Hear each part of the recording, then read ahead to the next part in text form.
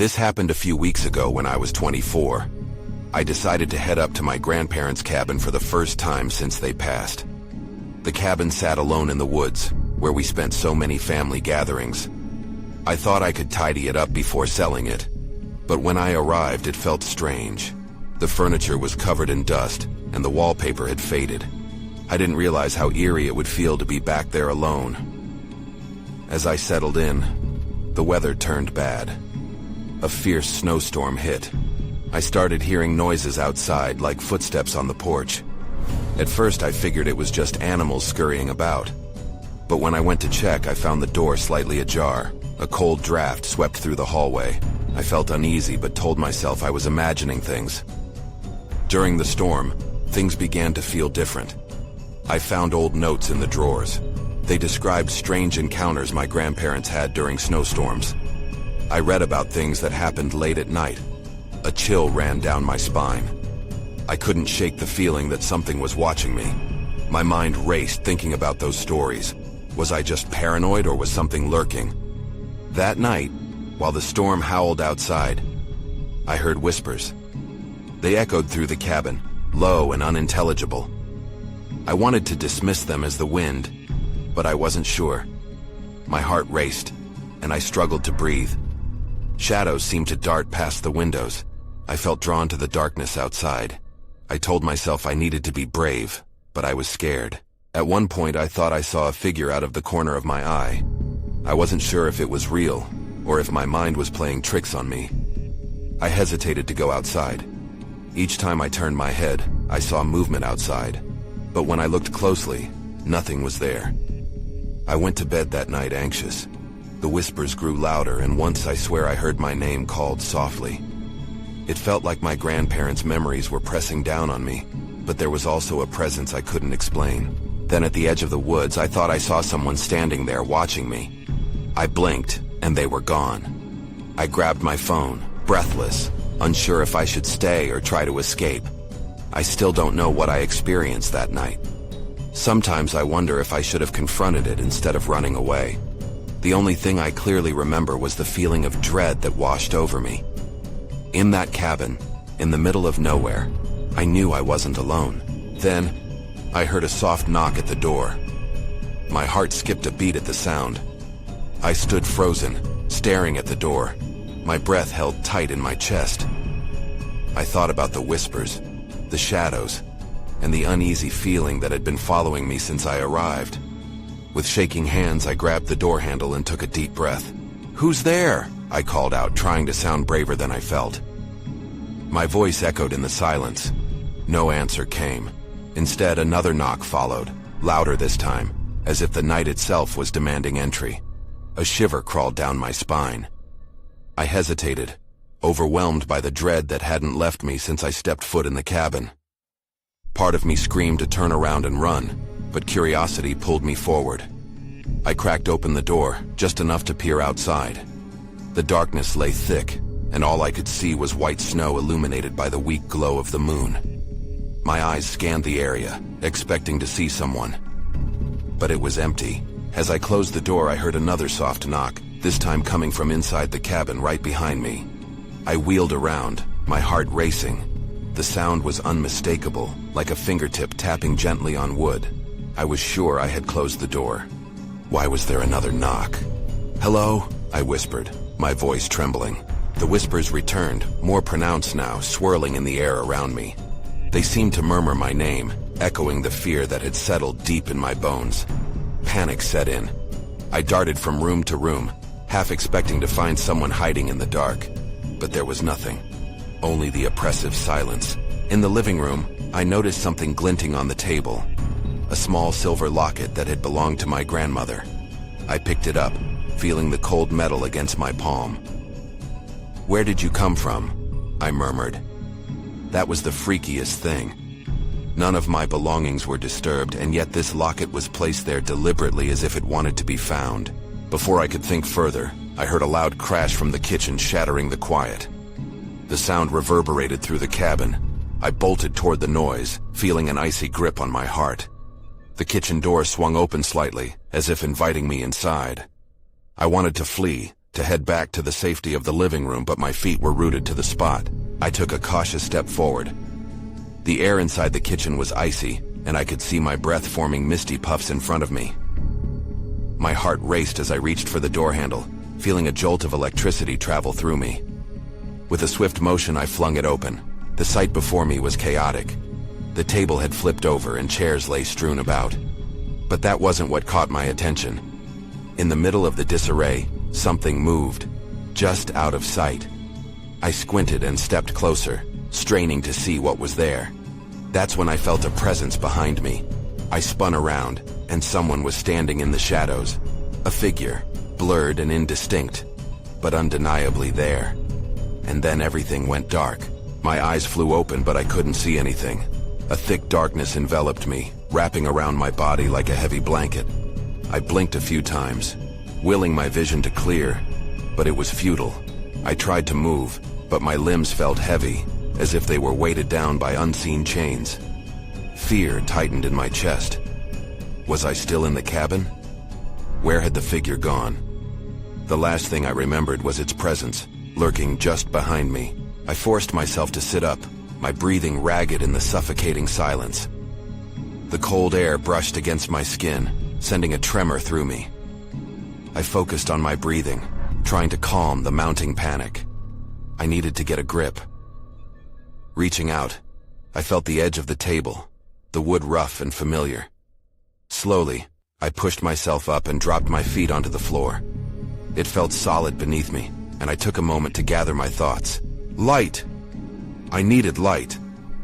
I fumbled through my jacket pocket and pulled out my phone, praying it hadn't died. My fingers danced over the screen, and the dim light flickered to life. As I aimed it around the room, the beam illuminated the chaos. The overturned table, the scattered chairs, but alarmingly, the kitchen was empty. The figure I had felt was there had vanished. I dared to take a step toward the doorway leading to the living room. "Is anyone there?" I called out, my voice trembling. No response came. Only the echo of my own words haunted me. I took another step, and then another. The cold floor felt invasive under my bare feet, but I was driven forward by a mix of dread and determination. Suddenly, a loud thump echoed from the direction of the front door. I froze, my heart pounding in my chest. I pointed the phone toward the sound. The light fell upon the door just as another knock rang out. This time, it was followed by a low, rumbling voice. "Let me in. Please." I stepped back, my breath hitching in my throat. I knew I should not open that door. Every instinct screamed at me to stay put. But the pleading in the voice tugged at something deep within me. It sounded familiar, but I couldn't place it. Summoning the remnants of my courage, I glanced out the window.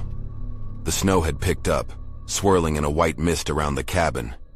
Shapes danced in the storm beyond, but I couldn't discern anything specific.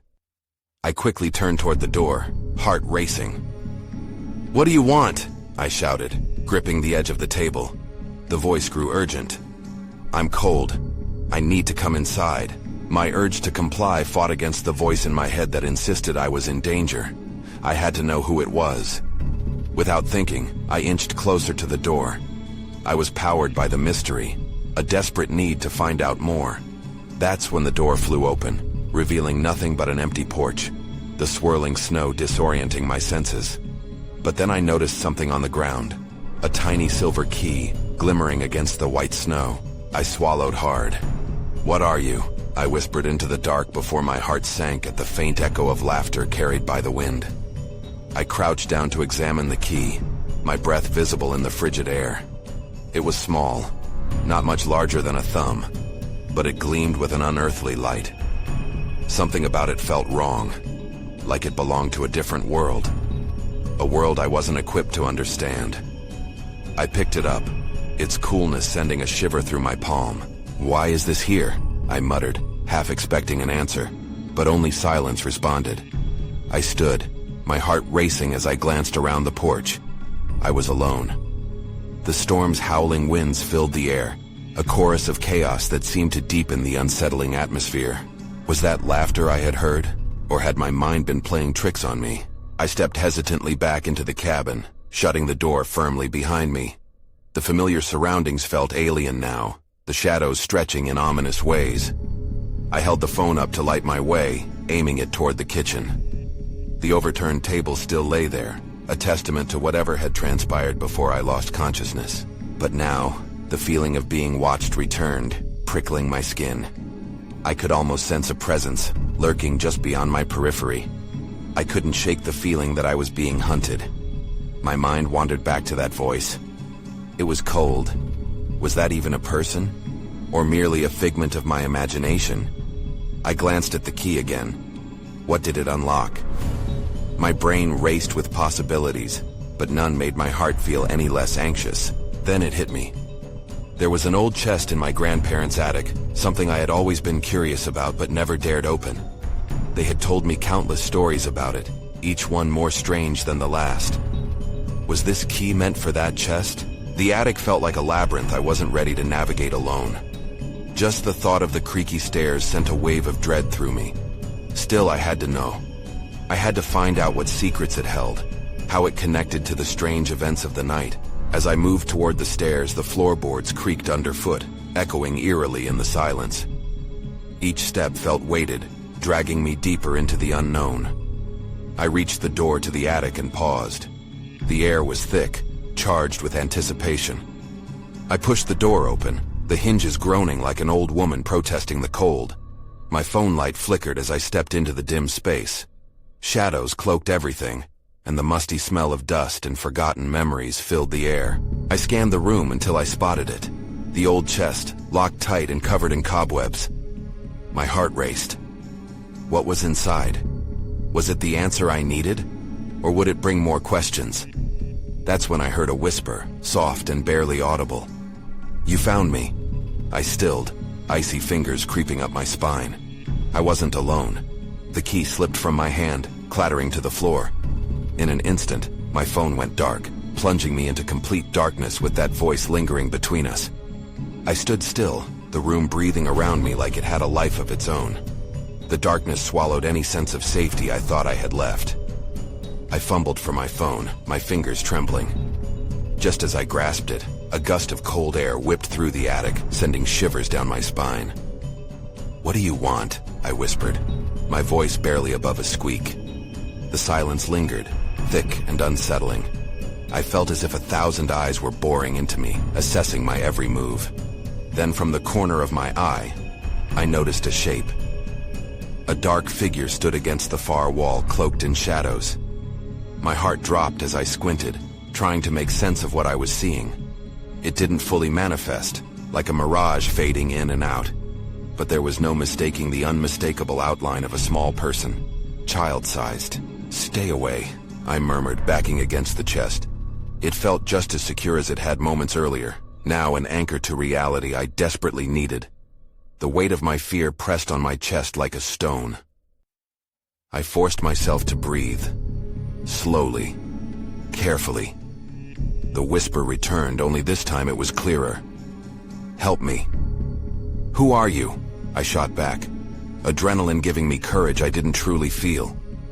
In the suffocating dark, the figure moved closer, revealing features just glimpsed in the faint glow of my phone's screen. It was a girl, with long hair that flowed like shadows. Her eyes glowed in an unnatural way, bright and unnerving. "Please," she implored. "The key. It will set me free." I swallowed hard, my thoughts racing. Was she the one who had spoken earlier? And what did she mean by the key? It was supposed to unlock something, but what if it was more than just a chest? What if the secrets inside were more dangerous than I imagined? "How do I help you?" I asked, my voice shaky. Her face twisted slightly, a shadow of pain crossing her features.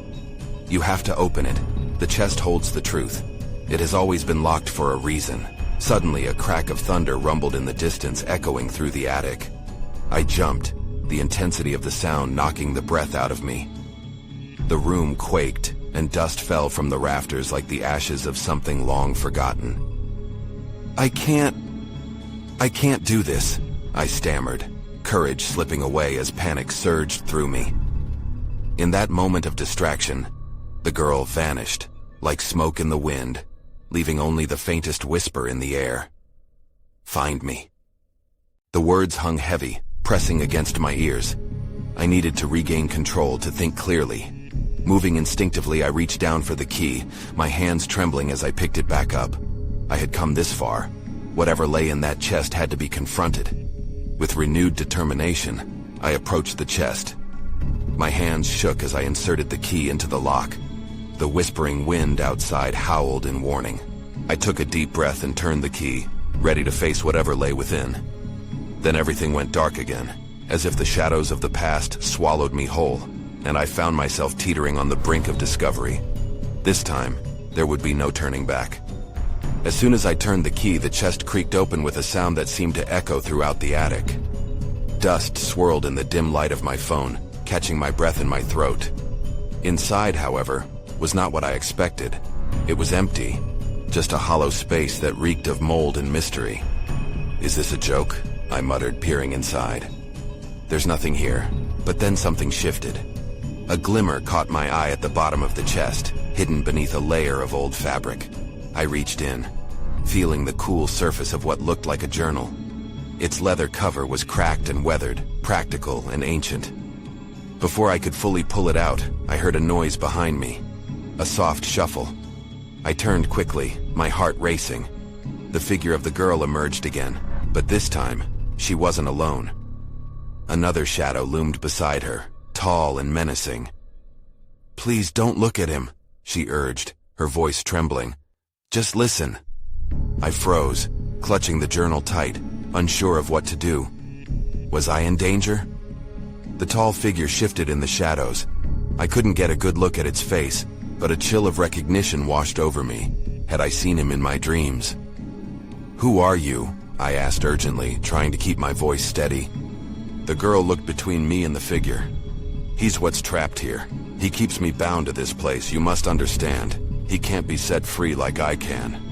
"Set you free?" I echoed, confusion thickening the air. "Why would I want to help you if he's beside you?" "Because the truth lies within the journal," she pleaded, desperation lacing her voice. "The key unlocks more than just the chest. It unlocks everything." The tall shadow stepped forward.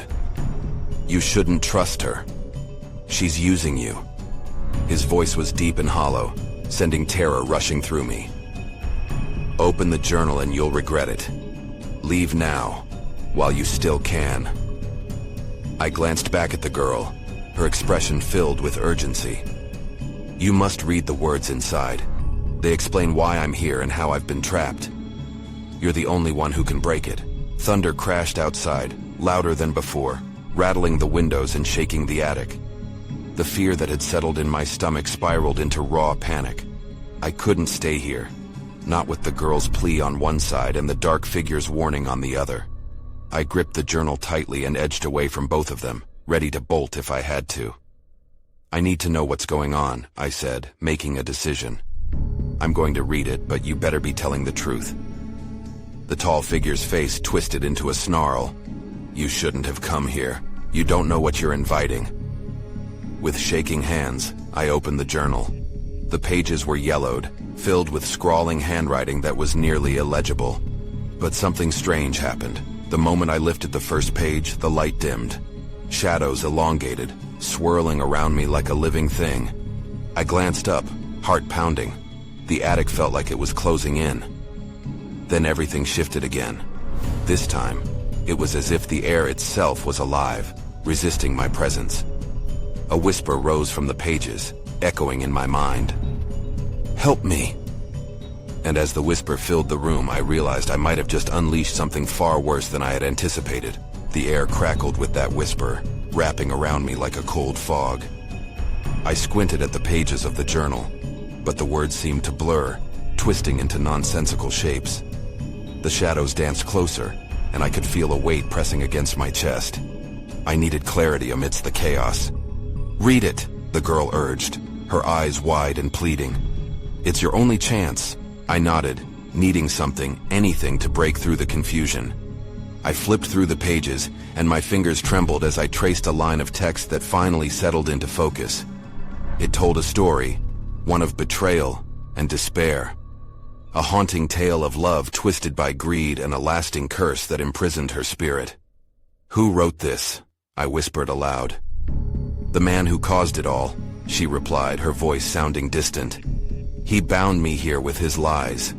The figure behind her moved, and I felt an intense chill. It was as if he could sense my curiosity, feeding on my fear like a dark specter. He opened his mouth to speak, but I cut him off. "I don't want to hear you," I snapped, but a part of me trembled at the defiance. "What's your name?" I asked the girl. "Evelyn," she said. As I returned to the journal, a sudden wind surged through the attic, scattering some loose papers into a whirlwind of noise. A photo flew out, landing face up, a snapshot of a group of people that included Evelyn, her face bright with joy. Something stirred within me. I had seen this photo before, back when my mother told stories of long-lost relatives. One of them, a distant great-uncle, had vanished years ago under mysterious circumstances. Was this the connection? "Your uncle is the key," Evelyn said suddenly, her voice sharper. "He is the one who trapped me, and he has to answer for what he's done." "Why should I trust you?" I shot back. "You and your shadowy friend both seem suspicious." "Because you're the last chance," she pleaded. "You can confront him and help set me free." The figure stepped closer, his towering presence shifting the flickering shadows. "You're making a mistake. You're meddling with forces you don't understand. Leave now." The air grew thick, and I felt the floor tremble beneath me. My heart raced. I couldn't leave yet, not with answers within my grasp. I needed to know everything. I jerked my gaze back to the journal. My fingers skimmed the page, searching for the next clue. That's when I saw it, a name buried within the text, one that sent a chill down my spine. Matthew Richter. It was my great-uncle's name, the very man who vanished long ago. The shadows pulsed as if reacting. Evelyn's face drained of color. "You need to get out of here," she said urgently. "He won't let you escape once the truth unfolds." The floorboards creaked ominously as I realized I had crossed into something much darker than I anticipated. I clutched the journal, ready for the truth, but dread bubbled in my gut. And then the lights flickered, plunging the attic into darkness. The whisper grew louder. "Help me." In that instant, I understood. I was caught in a game far greater than myself. The truth was waiting, but I had to face what came next. The shadows stirred ominously, and I felt a surge of panic as I prepared to confront the unknown. The darkness swallowed everything. I stumbled, trying to remember where the attic stairs were, but the shadows blurred my vision. The air felt thicker and colder, wrapping around me tightly. I could barely hear Evelyn's voice over the chaos, but I focused on it, desperate for guidance. "Stay with me," she cried, her voice trembling. "You have to confront him." Suddenly, a gust of wind swept through the attic, throwing dust into the air. I coughed, waving my hand in front of my face, but I refused to look away from the journal. The light from the moon glimmered through a small, dirty window, illuminating the edges of the pages. I flipped through the journal again, moving with renewed purpose. The words began to pop, begging to be understood. Descriptions of a family feud surfaced, laced with greed and deception. The connection to Matthew Richter grew stronger, and I could not shake the feeling that he was tied to my fate, as much as he was to Evelyn's. "Tell me where to find him," I demanded, my voice edged with urgency. I could feel the oppressive atmosphere closing in around me. "He's here," she said, glancing nervously at the corner of the room where the shadows gathered like a storm. "He won't show himself until you know the truth about his actions. You have to read more." Before I could respond, the figure behind her loomed larger, and his voice rumbled through the attic. "You're out of your depth. You should not dig where you do not belong." With those chilling words, I felt a sudden heat wash over me. Doubt threatened to consume me.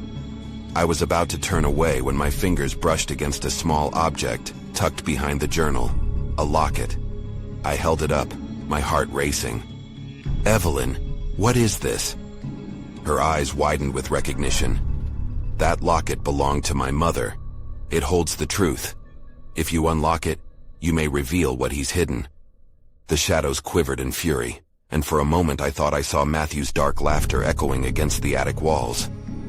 "You think you can undo what is done? You'll only awaken the darkness." I hesitated, feeling the weight of his warning, but my curiosity quickly overcame my fear. I carefully opened the locket, revealing a tiny photograph of Evelyn as a child, alongside a man I could only assume was her father. Something twisted in my stomach. In the background of the photo was the very house I was standing in. That's when I realized the house was more than just a structure. It was a keeper of secrets, a place where despair had taken hold. The implications sank in, and I felt the air shift again. I wasn't just uncovering truths about Evelyn, but about my own family. A sudden crash sounded from below and I froze. Someone was in the house. "Please, you must hurry," Evelyn urged. "He's coming for you." I looked back at the journal, frantic thoughts racing through my mind. The connection I needed to confront Matthew was clear, but now I had to decide. Stay and confront the darkness, or flee back into the night. I wanted answers, but at what cost? Determined, I tightened my grip on the locket and gritted my teeth. I wasn't leaving without the truth. I took a deep breath, trying to steady my racing heart. The air crackled with a tension I couldn't shake. I could hear the distant sound of footsteps below, moving through the house. Whoever it was, they were getting closer. I needed to act quickly. "Evelyn, I need you to tell me everything you know about Matthew," I said, my voice barely above a whisper. The journal felt heavy in my hands, a weight of secrets begging to be uncovered. "My memories are scattered," she replied, her gaze darting around the attic as if Matthew might leap out from the shadows any moment. "But I remember my mother talking about someone wanting the estate. Someone who wanted to erase us." The realization hit me hard. Matthew wasn't just a figure from the past. He was a threat that lingered like smoke, choking the truth from the air. I glanced at the locket again, feeling its significance grow in my grasp. "Maybe if I find out what he wanted, I can..." Before I could finish, the door creaked open behind me. The cold draft made me shiver, and I spun around quickly. It was just the wind, but it felt like a warning. "What's happening?" Evelyn whispered, her voice trembling. "We have to focus. Open the journal to page 53. I fumbled, flipping through the worn pages. What I found sent a chill down my spine. There was a handwritten entry about a family will, a mention of betrayal, and a name that I recognized. Charles Richter, Evelyn's father. The words blurred together as panic began to rise within me. "Wait, Charles, he was my grandfather," Evelyn gasped. "What does it say?" "It says he was killed," I said, my throat tightening, "and that Matthew stood to gain everything after that." Evelyn gasped, covering her mouth. "But that can't be. He wouldn't go that far. It says he found something he wanted to keep hidden. Something in this house." I looked around the attic, my mind racing. What if whatever Matthew hidden leads back to your mother's locket? As I spoke, the shadows shifted violently in the corners of the room, swirling and writhing. The oppressive atmosphere thickened, pushing against me like a wall. I felt a deep sense of dread settle in my gut. Suddenly a shadow darted across the moonlit floor, and I turned to see a figure emerging from the shadows. It was Matthew. His eyes glinted fiercely in the dark, and I could see his lips curling into a sinister smile. "You've gone too far, kid," he said, his voice low and menacing. "You think you can unlock the truth? You're only opening doors to your own demise." My breath quickened as I took a step back, my heart pounding. If he was here, it meant I had no choice. I couldn't back down now. I had to confront him. "Evelyn!" I shouted, breaking my gaze from Matthew. "We have to do this together." But in that instant, the shadows surged forward, swallowing the light and plunging us into darkness. I felt a cold grip on my arm, and I was pulled into the void. Then everything went dark. I blinked, disoriented and gasping for breath. The cold air filled my lungs as the darkness receded, and I found myself back in the attic, the journal still clutched tightly in my hands. I quickly scanned my surroundings. Wreckage littered the room, and dust hung sluggishly in the air. Evelyn stood there, her form wavering a little, but her eyes were watchful and intent. "Are you all right?" she asked, concern coloring her voice. "Where did he go?" I whispered, trembling with a mix of fear and adrenaline. Her image flickered for a split second as though she was caught between worlds. "We're running out of time. He knows you're here now. You have to understand, his power comes from the darkness within this place. You have to confront him. You have to unlock the truth," she urged, a hint of urgency lacing her words. I steadied myself, finding clarity amid the chaos. I had to draw strength from the journal and confront the past. The shadows shifted. I felt Matthew's presence looming like a dark cloud. "What if the truth gets me killed?" I asked, testing the weight of the words between us. "Truth is the only weapon you have left," she replied, her voice firm. "Trust me, you can free us." With a resolute nod, I returned to the journal. I flipped through the pages until I found the passage about my grandfather, Charles, one more time.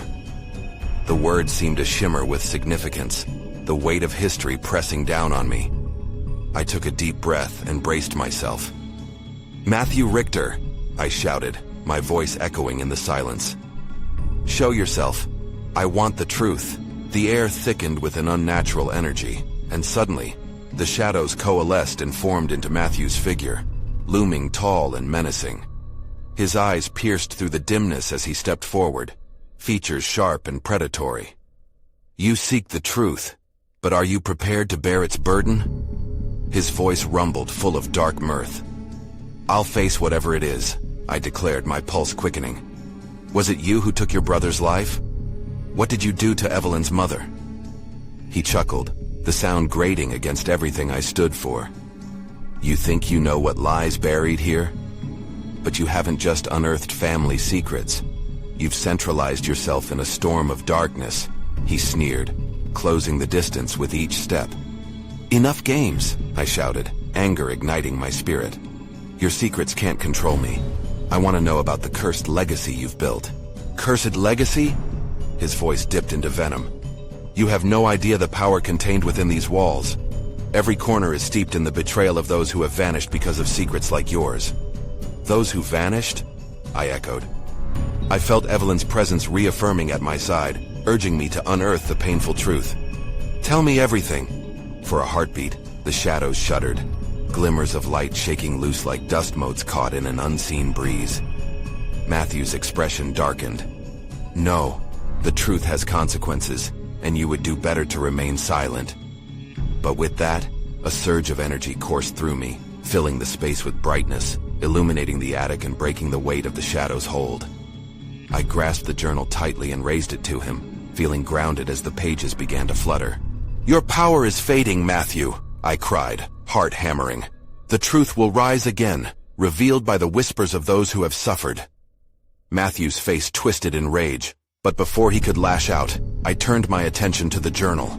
The words danced and rearranged before my eyes, forming a new narrative, one that told of the dark dealings between the brothers, his brother's need for wealth, Evelyn's family binding them together, and the ghostly echo of betrayal. And at that moment, Matthew lunged at me as if to silence me once and for all. I braced myself, heart pounding, adrenaline surging. But instead of backing down, I screamed, "Stop!" And shockingly, he did. The shadows hesitated, as if trapped between worlds, and for the briefest second, the weight of his past decisions hung in the air. Evelyn's voice cut through like a soft whisper in the storm. "Break free and you'll help us both. You hold the key to what happened here, please. Choose wisely." The realization crashed over me. I was not only the instigator of this battle, but the resolution. The journal spilled piece after piece of memory, revealing truth that resonated like skeletons in the closet, culminating in the sins of Matthew's greed. "You wanted power, but all you've done is hurt the very ones you claim to love," I stated steadily, holding the journal aloft. "No more lies, Matthew. You have to face what you've done." A silence fell across the room, everything still, before the shadows recoiled as if scorched by the acknowledgement of truth. "No," Matthew hissed, stepping back. I didn't realize how powerful my words could be until I found the strength within them. "You can't hide forever," I shouted, my voice echoing into the depths of the house, my heart racing. "Get out!" he roared. "You don't belong here!" But before he could fully manifest into that dark figure, words from the journal burst forth from my lips, filling the attic, binding the shadows with what had been lost. "You're bound to this place by your own choices, and the truth can only set us free." Everything seemed to swirl, shadows bending and twisting, and I felt a shift in the air. As I spoke those words, a blinding white light enveloped the attic, illuminating every corner of the grief-soaked space. Matthew's form began to flicker, warring against the radiance. I could see the pain reflected in his countenance, the struggle of a life consumed by greed and regret, and in that moment, I felt a tingle of compassion. And just like that, with one final cry, he was gone. The attic dimmed, but it was a different kind of dimness, one filled with relief. I looked to Evelyn, who now appeared more defined, a glow radiating from her. "You did it," she whispered. "I did?" I blinked, unsure if it was really over.